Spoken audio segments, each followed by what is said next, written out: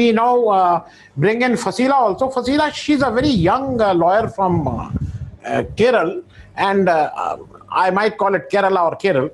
And she also was involved in that Lakshadweep case which happened with that lady. Fasila, first of all, being from the fraternity of Bar, do you also face that the problem with the bench of bail? Because this is a huge problem in the North India. As Supriya said, bail has now become an exception. So you also face the same thing there, or things are different? Please, and especially Lakshadweep, which had more or less a zero FIR union territory, now is becoming hotbed for a lot of activities are going on, a lot of FIR being done. Fasila, please.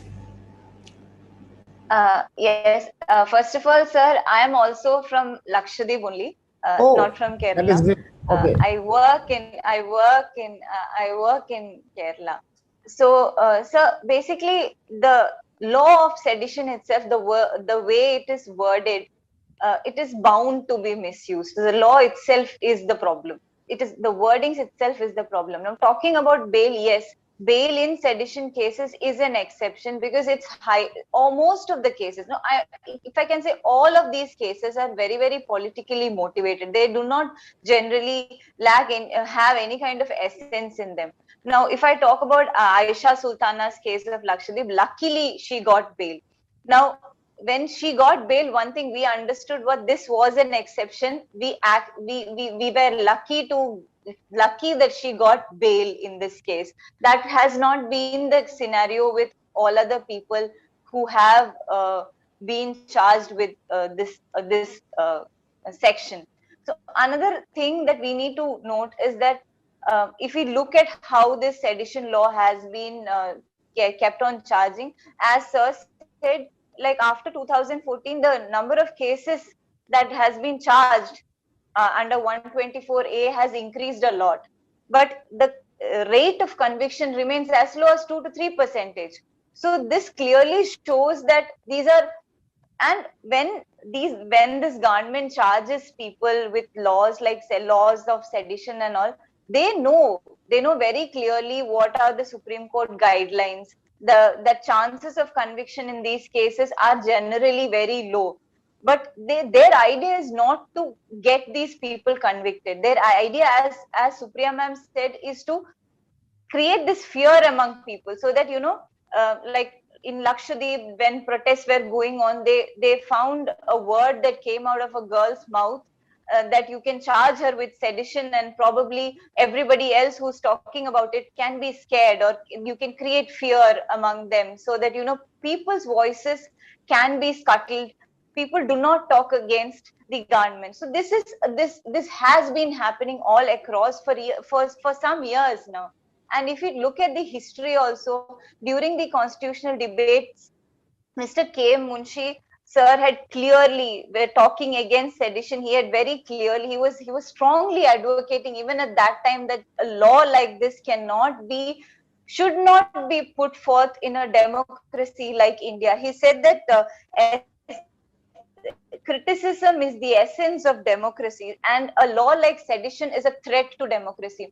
Now, like this section 124A clearly cuts through the freedom that we have under Article 19(1)(a) of the Constitution, giving us freedom of speech. But again, when we talk about the reasonable restrictions that are given under Article 19, like reasonable restrictions like public order and things like that, those are the things that actually even curtail the freedom of expression to a large extent. Now, using this section, which is anyway so loosely worded, there are so many people who are like innocent people who are like still undergoing trial, and what happened to Stan Sami, these are things that should not, it's a shame that it's happening in a democratic setup such as India. So yes, in the judiciary has to be very, very, very proactive when it comes to cases of sedition. especially given the fact that the statistics are proof of fact that these are like mostly politically motivated cases where convictions are so low, and the most of the people, if you look at the people against whom these cases are charged, they are mostly people who are fighting for justice, they are fighting for a cause, or they're talking against some law or the actions of the government. These are the people against whom mostly these cases are charged. So the courts need to be really proactive in understanding the background of this and reacting, especially very quickly when it comes to granting bail in these kind of cases. Okay, Fazila, I'm tempted to ask one more question, which has nothing to do with this. You had a very active CEO, Mr. Patel, there, who there was a Hindi tagline which said कि मैं घर के सारे bulb बदल दूंगा. It was a tagline which was very popular in North India कि सब घर के सब बदल दूंगा. So when he came there in Lakshadweep, he also said, I will change everything. So he is still on that spree of changing, or he has slowed down? No, sir, there has not been any major change in Lakshadweep as of now. Okay. Things are still moving forward like that. Yes. Okay. Not officially. Officially, there hasn't been any changes, but we are relying on the judiciary. We are looking at fighting each of his orders through whatever legal and constitutional and peaceful means that we can. Okay. Sheila, आप लोगों को अगर कोई फसीला से question पूछना हो तो you can, क्योंकि it is I always take it as a privilege that I am talking to someone from Lakshadweep. Fasila, one thing is another thing I just wanted to cross check with you, like asking questions, protesting for anything. This more or less has become as an order of the day in this part of the country as a sedition, as a treason, as a Rashtradrah. Do you face the same thing there also?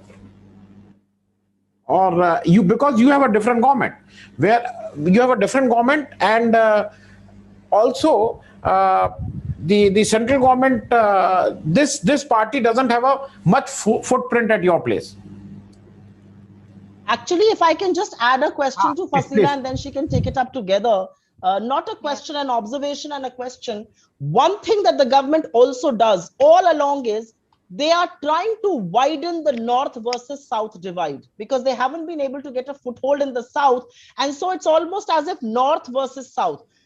Because someone went to contest in Wayanad, as if Wayanad is not a part of the country. Wayanad is a part of India.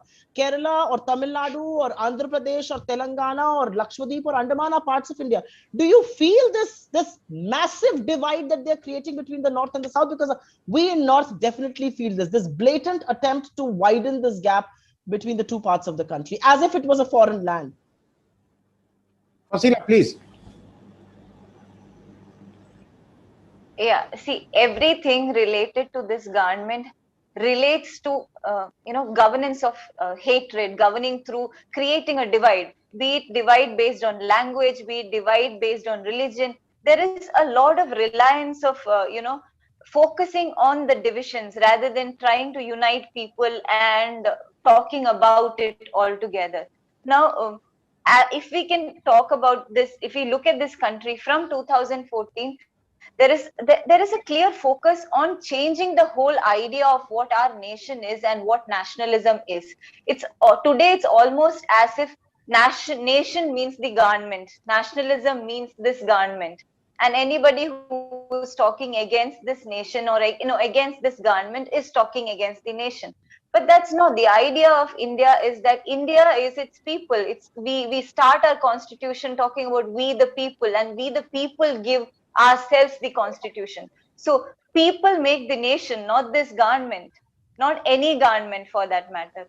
And especially if we are talking about our place, like for a place like Lakshadweep, for more importantly, like we are a union territory. We do not have a legislative assembly. Now, what this present administration has done, this present government, only after Modi government has taken charge, It is that earlier it was like serving civil servants who were governing Lakshadweep, but it was only after Modi government took charge that it was retired civil servants who took charge the first two from 2016 onwards.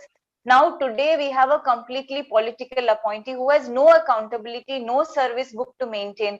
So this person who was a former home minister of Gujarat comes in and brings, like, within a span of like 5-6 months, he brings in so many regulations that are so anti people. And we are talking about sedition today. One of the major regulations that he is trying to propose is a law called PASA, Prevention of Anti-Social Activities Regulation, which is also called the Gunda Act, which proposes to punish people without trial, something like the UAPA only. Now this administration is proposing something like that in a place which has the lowest crime records in India. For what? For whom?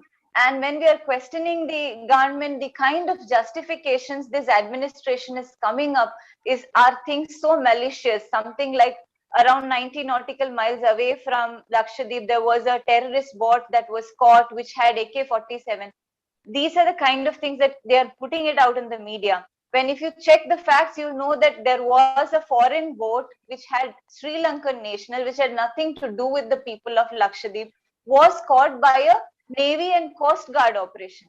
So these are the kind of arguments that they bring in and then try to impose acts like Prevention of Antisocial Activities Regulation, which again is something that proposes to detain people. It gives power to the administrator to detain people without any kind of trial, and the grounds are so silly. It has wordings like you can detain cruel people, bootleggers, etc.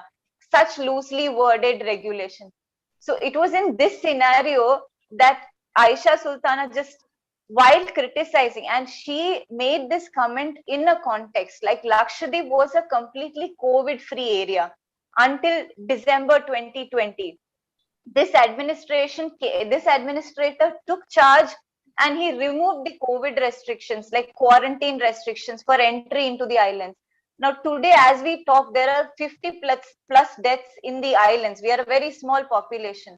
Now it was talking about this scenario that somebody just comes in one fine day. For 1 year we have remained a COVID-free area and take some administrative action which are today resulting in deaths of our natives. So it was in that context that somebody criticizes the government and now she's charged with sedition. So this is the scenario. Like, and the idea is very clear. You should not raise voice. You should not criticize us. They have an idea that they can do anything, and if you criticize, if you put half the focus on at least solving our issues or understanding or listening to us, maybe there would be some amount of governance happening. अगर आपको दी public के कार्यक्रम पसंद आते हैं तो इन्हें like करें। अगर आप इस वीडियो को YouTube पर देख रहे हैं तो चैनल को सब्सक्राइब करें, और अगर आप इसे Facebook पर देख रहे हैं तो दी पब्लिक के पेज को लाइक करें। अगर आप चाहते हैं कि हम निष्पक्ष पत्रकारिता को जारी रखते हुए आपसे जुड़े मुद्दों पर सवाल उठाते रहें तो हमें सहयोग करें। आपका छोटा से छोटा सहयोग भी इस मुहिम को जारी रखने में हमें ताकत देगा। डोनेट करने के लिए डिटेल्स जो हैं वो डिस्क्रिप्शन बॉक्स में दी गई हैं। धन्यवाद।